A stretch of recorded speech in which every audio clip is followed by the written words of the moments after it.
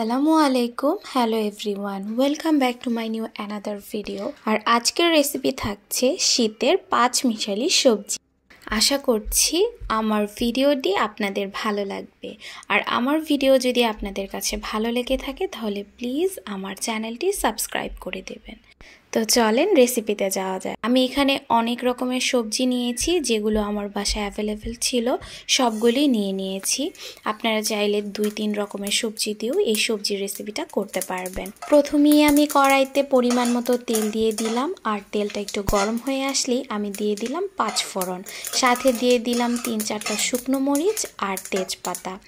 এটা ভালোভাবে ভাজা হয়ে গেলে এর মধ্যে আমি দিয়ে দিব পেঁয়াজ কুচি।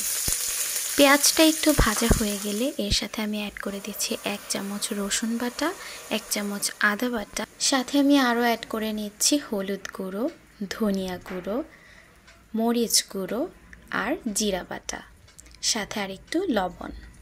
সব কিছু আমি ভালোভাবে কষিয়ে নিচ্ছি। মশলাটা কষানো হয়ে গেলে আমি এটার সাথে এক এক করে সবজিগুলো দিয়ে দিব। প্রথমেই আমি দিয়ে নিচ্ছি ফুলকপি। যেহেতু এটা সিদ্ধ হতে একটু টাইম বেশি নেয়, তাই আমি এটাকে আগেই অ্যাড করে নিচ্ছি। এরপর আমি অ্যাড করে দিচ্ছি 1 কাপ পরিমাণ পেঁপে, 1 কাপ পরিমাণ গাজর। এই সবজিগুলো সিদ্ধ হতে একটু সময় বেশি নিচ্ছে, তাই এগুলো আমি একসাথে ভালোভাবে নেড়ে একটুখানি কষিয়ে নিব।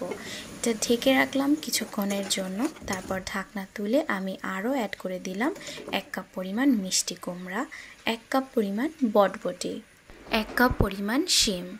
সব সবজিগুলো আবারও একবার নেড়ে চেড়ে ভালোভাবে মিশিয়ে আরও কিছুক্ষণের জন্য ঢাকনা দিয়ে রাখবো।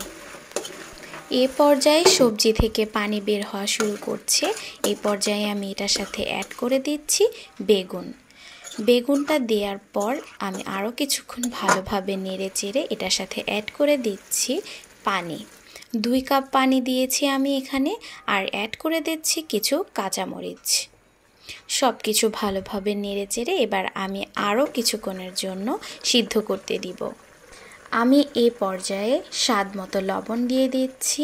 তারপরে আমি আরও কিছুক্ষণ ঢাকনা দিয়ে এটাকে সিদ্ধ হতে দিব। সবজিটি পুরোপুরি হওয়ার জন্য আমি আরও 10 মিনিট অপেক্ষা করলাম। এই তো সবজি অলমোস্ট রেডি হয়ে গিয়েছে। লাস্ট পর্যায়ে আমি ব্যবহার করলাম 2 টেবিল চামচ কর্নফ্লাওয়ার। এটা একদমই অপশনাল, আপনি চাইলে ব্যবহার করতেও পারেন, নাও করতে পারেন, তবে আমার কাছে এটা ভালো মনে হয়েছে।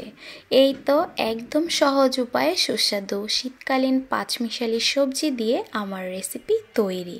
আমার রেসিপিটি আপনাদের কেমন লেগেছে অবশ্যই আমাকে কমেন্ট বক্সে কমেন্ট করে জানাবেন।